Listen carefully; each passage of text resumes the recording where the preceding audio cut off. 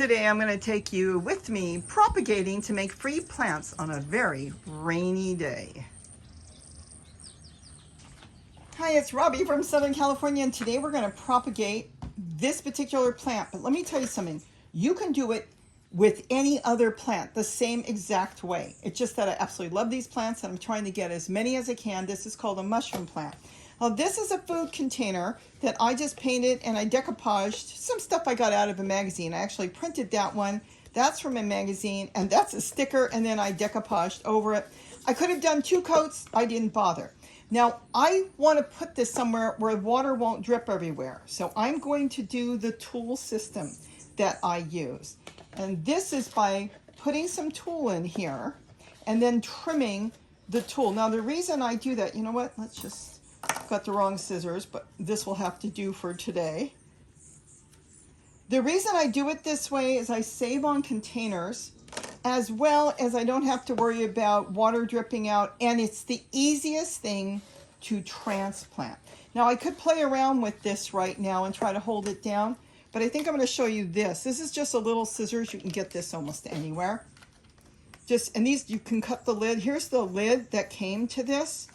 And all I'm going to do is quickly zip around, and I'm going to take the center part of the lid out. And it cuts with this simple scissors. You can use a bigger scissors too. Like I said, this was the only one I brought to the table. And it's fine, it works. Sometimes you can find these at the dollar stores.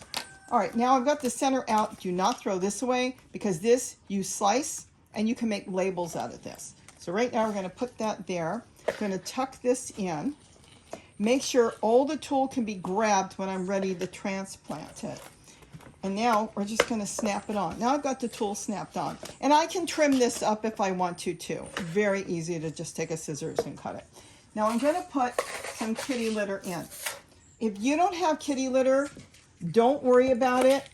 It's not that important, but I happen to really like it because it holds the water on the bottom. This is kitty litter that I get that is so cheap.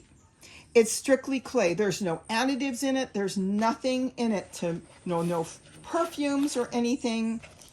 That's all there is to it. Now we're going to add in some soil. This is some soil that came out of another pot. And I'm going to add that in. I might, while I'm working, I think I'll put a little water in. I think I'm going to add in a little bit more soil. Now that wasn't baked, so you have to be careful. I did just grab that and put it in there, because if you had it outside, I can show you what happens when you bring in soil that could be slightly contaminated with something. Now, what can it be contaminated with? Let me show you something real quick.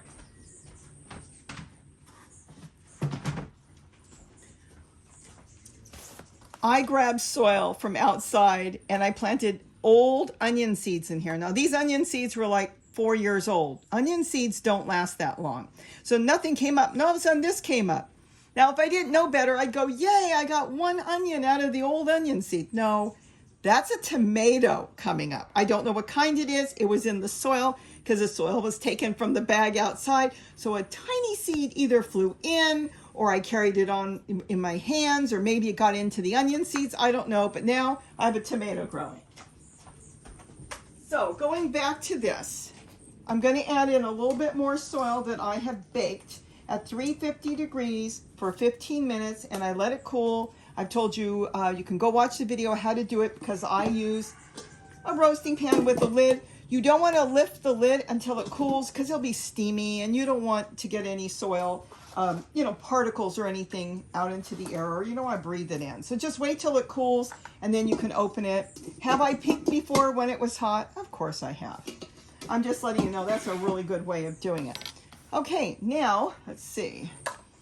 Can add a little more water. Now, it just so happens, I had this for breakfast this morning. I made eggs, and I don't know if you can see this. Let me see. Can you see the top of my hand? No. So let me tip this down. See this? But I removed the top of the plant, all the leaves here.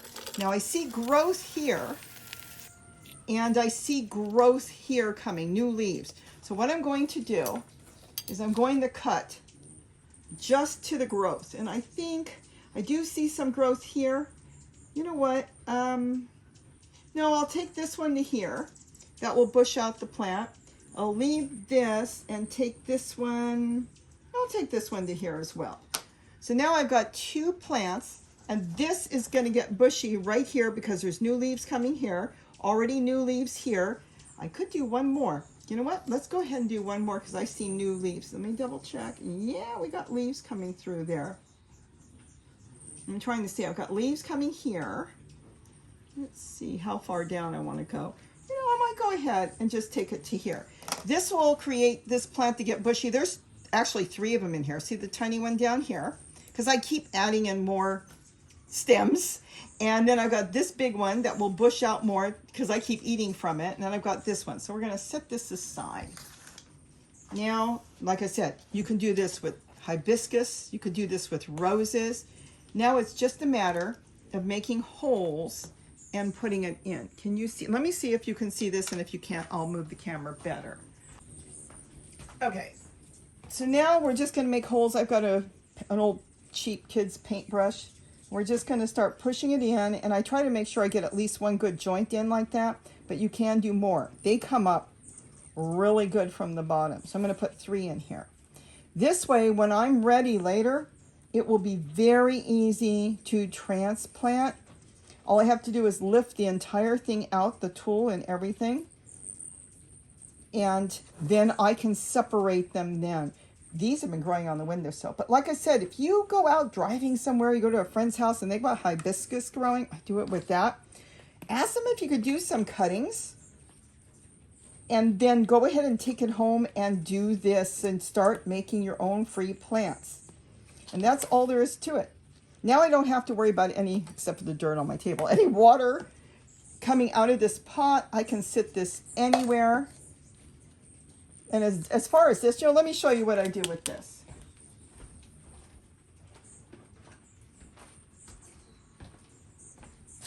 Let me get a better scissors.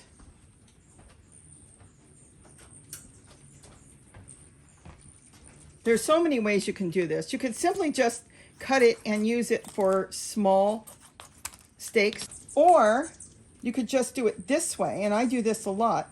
Just come back with this is a paper stapler. Now I've got a plant stake that I could stick in.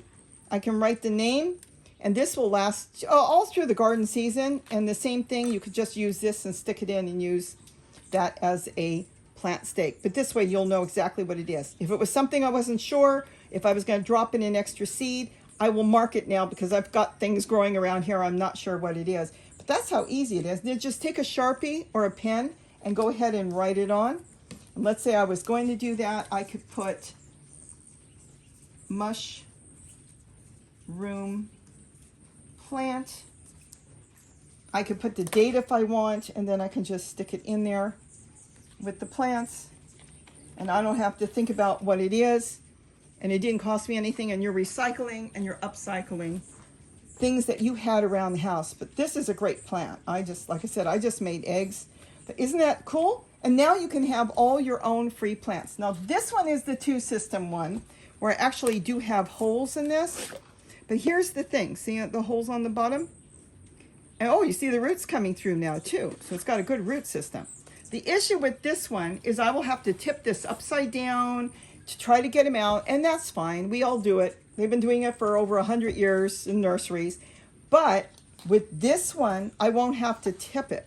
All I'm going to do is lift the tool out, separate the plant I want. Now, if I only want to transplant one, I can put it back in, and it works really good. And I've been doing this for years. I've showed you that. That's why I love tool. Tool does not degrade in the soil. I've actually had tool fall into my totes outside and found it 2 years later, and it looked as good as new. So keep that in mind. What degrades tool is sunlight. So it might only last a season for you. If your sun is really bright and hot, it might get brittle. But if it's in the soil, it just will stay just as the way you found it when you put it in. So with that, I hope I've given you some ideas. Get propagating, because I've got hibiscus going.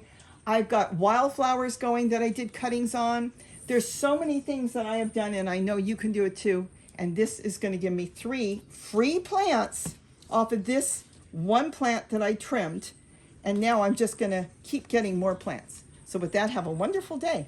And don't forget to eat what you grow. Bye-bye. Oh, this is cool. You can have so many of them. I love this plant.